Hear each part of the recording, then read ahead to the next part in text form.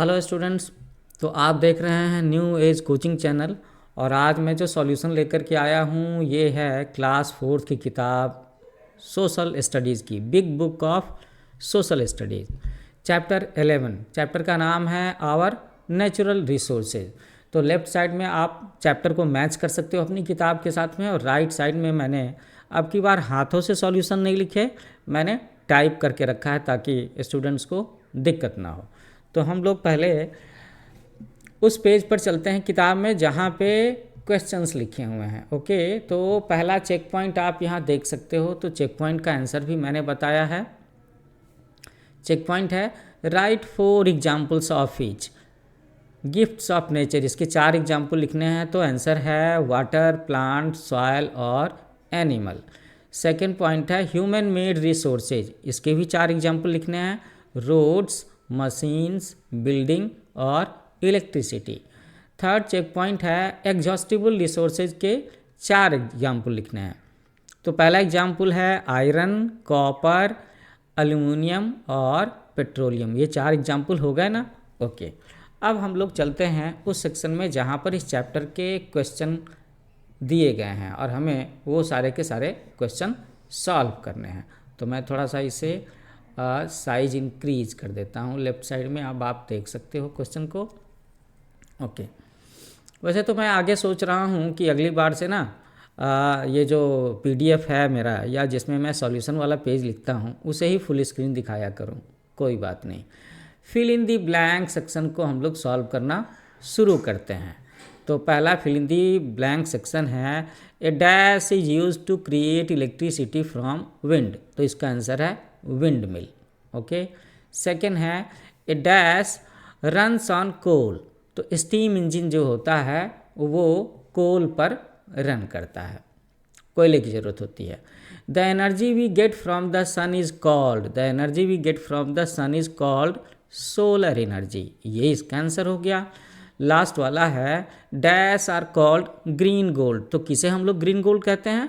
Plants को कहते हैं। ओके, अब आगे फिल इन दी ब्लैंक्स के बाद में अगला सेक्शन है ट्रू और फॉल्स मेंशन करने का। ठीक है, तो यहाँ पर 5 स्टेटमेंट्स आप देख सकते हो और उनके सामने में आपको टिक मार्क करना है। पहला स्टेटमेंट है gift of nature becomes a resource when it satisfies human need. ये ट्रू है।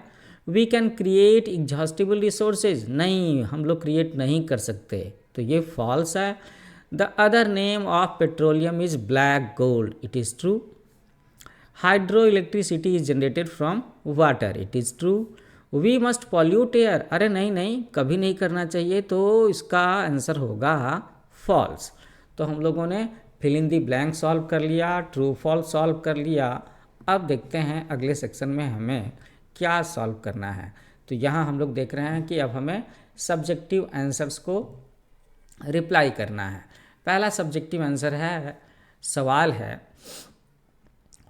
which are the 2 types of resources? Write 2 examples of each. So there are 2 types of resources, natural resources, example है air, water, sun and plants. human made resources और इसका example है roads, electricity etc.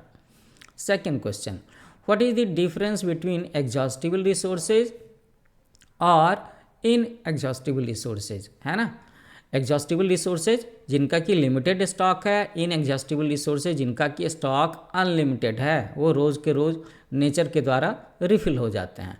तो exhaustible resources जो कि limited हैं, these are metals and fuels which are available in limited quantity, so we cannot create और renew them, है ना। Whereas air, water, solar energy, इनके बारे में जानते हो ना, दे कैन बी रिन्यूड और क्रिएटेड, है ना, वो रिफिल हो जाते हैं रोज़ के रोज़, तो इसीलिए वो इनएग्जॉस्टिबल रिसोर्सेज हैं। Third question, list the uses of coal. Coal का क्या क्या इस्तेमाल है हमारी लाइफ में।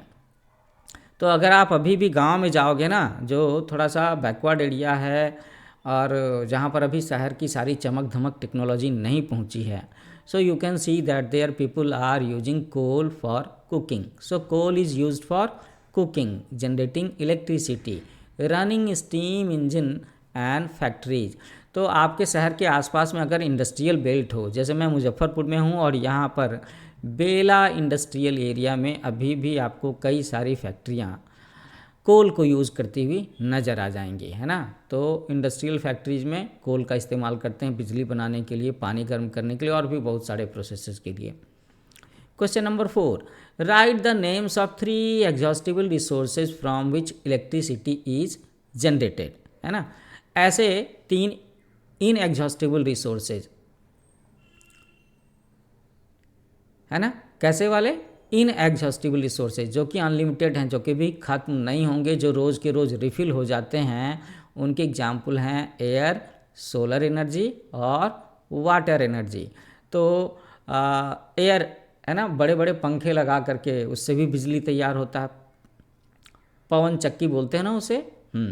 सोलर एनर्जी, इसका ज़माना है आजकल। और वाटर, डैम बना करके उससे पानी को गिराते हैं, टरबाइन को चलाते हैं, उससे भी बिजली पैदा होती है। ओके, तो अब हम लोग आ गए हैं क्वेश्चन नंबर 5 के पास में। क्वेश्चन नंबर 5 कहता है, क्या कहता है ये पूछ रहा हमसे कि how can you conserve natural resources. तो कंजर्वेशन का मीनिंग होता है कि समझदारी के साथ इस्तेमाल करना, बचा कर और समझदारी के साथ इस्तेमाल करना। समझदारी की ज़रूरत यहाँ पर क्यों है, क्योंकि जो एग्जॉस्टिबल रिसोर्सेज है ना, अगर हमने उनका समझदारी के साथ बचा करके इस्तेमाल नहीं किया तो वो ख़त्म हो जाएंगे और वो हमारे फ्यूचर जनरेशन के लिए बचेगा ही नहीं। के साथ यूज करना। ओके, ये हो गया। तो इसका answer, we can conserve our natural resources by not cutting tree, not polluting air, water and soil and saving electricity, है ना। तो पेड़ों को नहीं काटेंगे तो उससे हमारा नेचुरल रिसोर्स बचेगा, एयर को, वाटर को, सॉइल को पॉल्यूट नहीं करेंगे, उससे भी बचेगा। और बिजली बचाते हैं तो बिजली बनाने वाली चीज़ें बचती हैं। सपोज करो कि तुम्हारे शहर में अगर कोयले से बिजली बनाते हैं तो वो बच जाएगा ना कोयला, उतना सारा कोयला। तो स्टूडेंट, इसके साथ ही हम लोगों ने आज चैप्टर 11 नेचुरल रिसोर्सेज के बारे में था, है ना। क्या नाम था इसका, एक बार फिर से देख लो। तो तुम्हारे चैप्टर का नाम था आवर नेचुरल रिसोर्सेज। इसका सॉल्यूशन हमने दिया है। तो इसी तरह से इस बुक के बाकी सारे जो चैप्टर्स हैं जो एनुअल एग्जामिनेशन के लिए हैं, उनका भी सॉल्यूशन मैं लेकर के आऊँगा। So thank you for watching, happy learning with new age coaching, है ना। जिन स्टूडेंट ने इसे सब्सक्राइब नहीं किया है वो इसे ज़रूर सब्सक्राइब कर लें। और आप अगर लाइक करोगे, शेयर करोगे, कमेंट करोगे तो उससे मुझे और भी खुशी होगी।